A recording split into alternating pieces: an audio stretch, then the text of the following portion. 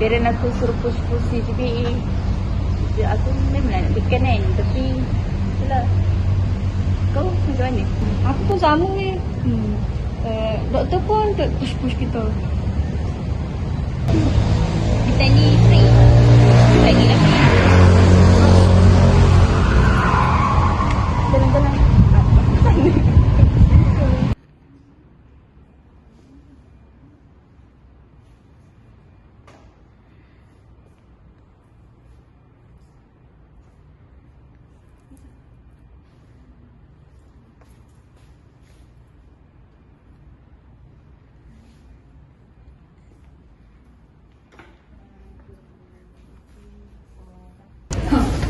Saya tak aku. Buat apa tu? Cerita sikit nak dengar. Kenapa ni dengan nak bagi salam dekat seorang? Cuba bagi kot salam dulu. Yelah. Assalamualaikum. Puas. Buat apa pula? Exam kan dah dekat. So kita belajarlah. Ni kau. Kita orang belajar pasal tokoh ni. Tokoh barat dengan tokoh Islam. Hari tu kan ada doktor terangkan pasal tajuk ni. Oh, menarik. Soal cerita apa yang korang faham? Itulah kau belajar kat depan, saya orang kat belakang. Semangat sikit. Anak-anak kau ni pun belajar juga. Tadi belajar pasal ni, tokoh ni doktor diterangkan pasal dia punya latar belakang, sumbangan, cara pemikiran. Itu Ibn Sina ni juga antara tokoh Islam yang terkenal tau. Dan ia merupakan seorang genius pada zaman ini. Tambahan pula Ibn Sina ni banyak sumbangan dalam bidang perubatan. So kalau saya nak tahu nama penuh Ibn Sina ni Abu Ali Hussein bin Abdul Wahab. Yang tu je aku tahu. Lepas tu tempat tinggal Ibn Sina ni dia lahir dekat Bukhara, Uzbekistan. Lepas tu menurut catatan sejarah ayah Ibn Sina ni, beliau merupakan seorang pengawal Hamasai dekat Bukhara. Lepas tu Ibn Sina ni Allah bagi kelebihan dekat dia untuk hafal semua benda dengan senang. Memang jauh beza lah dengan kita ni. Aku pandang, aku tahulah Ibn Sina ni dia start hafal Al-Quran masa umur 10 tahun kan. And dia juga ada berguru dengan Nasiri masa 14 tahun macam tu, sampai dia power lagi daripada guru dia. And Ibn Sina ni juga ada buat penulisan macam falsafah, logik, sains and hasil kerja akademik, iaitu ahli matematik yang berbahasa Greek. Saya pun ada baca juga ada tulis hal itu. Beliau juga mendalami undang-undang Islam dan menggalian hubungan di antara ilmu sains dan Islam. Selain itu, beliau juga selalu enjoy ayat dalam discussion bersama ulama lain. And masa umurnya 12 tahun, Ibn Sina ni dia start terjebak dalam bidang perubatan. Beliau ni rasa ilmu medik ni mudah kan? Aku rasa kan kalau budak medik ni tahu, mesti dia orang macam what? Yes, betul tu. Tapi tak pelik lah kan, sebab Ibn Sina ni kan abang dia warak. Lepas tu dia tu selalu juga imam masih dia dengan Allah. Dan dia selalu doa dekat Allah agar urusan Ibn Sina ni dipermudahkan dan diselesaikan. And korang tahu tak, waktu dia 17 tahun dia dah mula merawat orang tau. Dan waktu dia 18 tahun dia dah jadi pengamal perubatan yang memang dihormati dan disukai orang lah. Nak jadikan cerita lah kan. Waktu dulu Raja Nabi Mansur ni, dia ni raja tahu waktu pemerintahan dinasti Samaniyah, tak silap aku lah. Waktu tu baginda jatuh sakit. Dia sakit kat dalam penyakit dalam perut lah. And then ramai dah doktor-doktor datang merawat penyakit baginda, tapi tak ada seorang pun, ramai-ramai yang datang, tak ada seorang pun yang boleh merawat. Dan Ibn Sina kan famous waktu tu kan. So dia pun tunanlah wafatkan raja tu. Dan alhamdulillah dengan izin Allah, penyakit baginda tu pun sembuh. Dan lepas tu raja nak bagi lalu kat dia sebab dah ubat penyakit dia kan. So raja bagilah kekayaan. Tapi itulah Ibn Sina, bukan macam kita. Kalau kita mesti kita ambil harta kan, tapi Ibn Sina tak. dia tak terima kekayaan apa semua tu, dia just minta izin dengan raja nak guna perpustakaan besar Samani. Perpustakaan Samani tu apalah, perpustakaan besar Samani. And then raja bagilah, raja lantik dia jadi tadbir raja, dan raja izinkan dia untuk pergi dekat perpustakaan.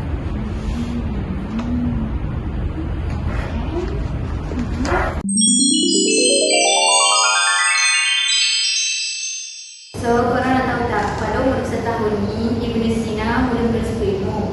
Ada beberapa riwayat mencatatkan bahawa beliau menulis buku ilmu lebih kurang 7 naskah dalam 1 tahun. So, total buku yang dihasilkan dalam 456 naskah. Tapi yang ada sekarang hanyalah 250 sahaja. So, hasil karya beliau ni bukan sahaja dalam bidang perubatan, tapi ada juga dalam bidang lain. Contohnya, matematik, geometri, astronomi, fizik, metafisik, teologi, muzik, puisi dan sebagainya. Penulisan beliau dalam bahasa Arab, walaupun bahasa ibunda beliau dalam bahasa Parsi.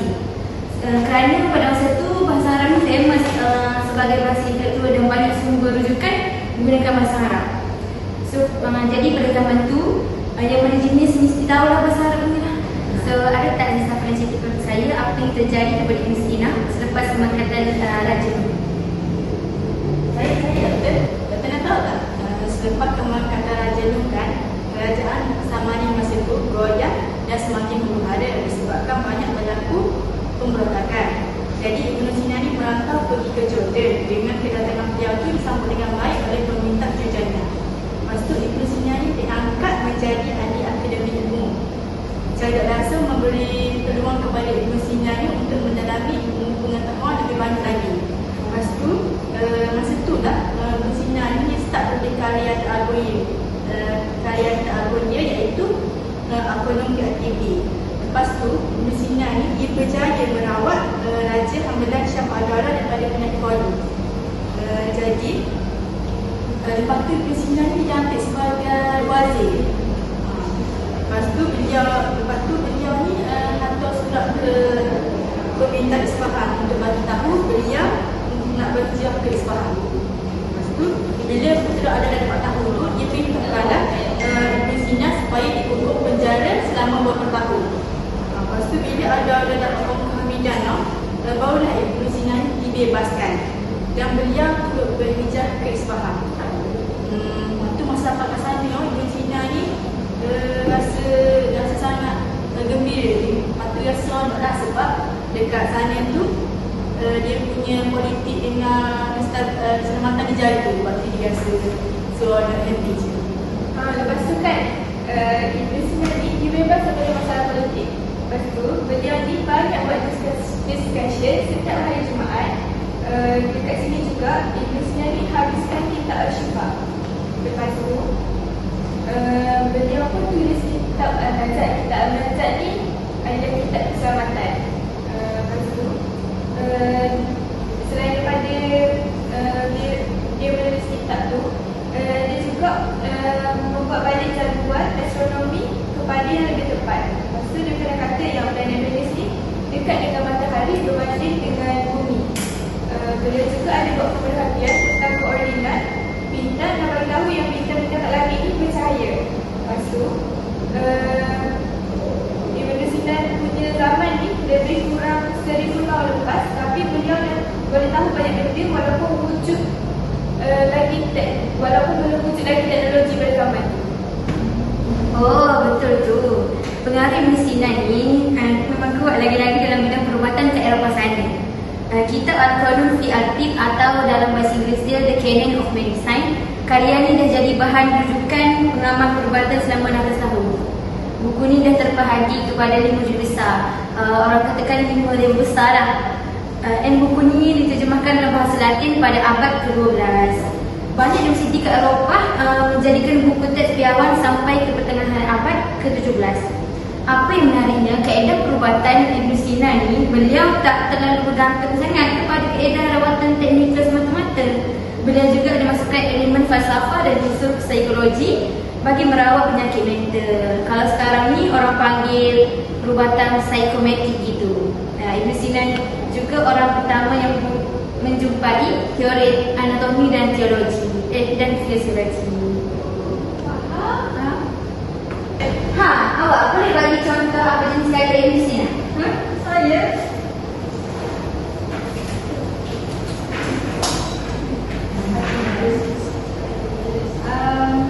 Ibn Sina ni ada tulis kaitan emosi dan perbuatan sistem badan.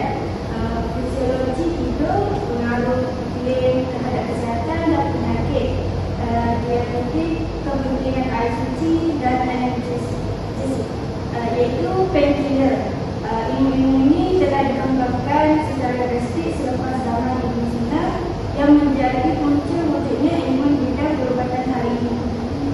Beliau juga dikenali sebagai seorang yang berpengetahuan luas dan jenius dalam berbagai bidang.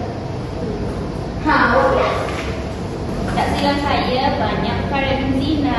Berdasarkan apa yang saya tahu, beliau dah tulis 68 naskah buku trilogi dan metafizik dan 11 buku berkaitan astronomi, falsafah dan fizik dan bab buku saja. Lepas tu beliau tulis 10 jilid ensiklopedia yang bertajuk Ashifa dan yang dalam bahasa Inggeris The Book of Healing.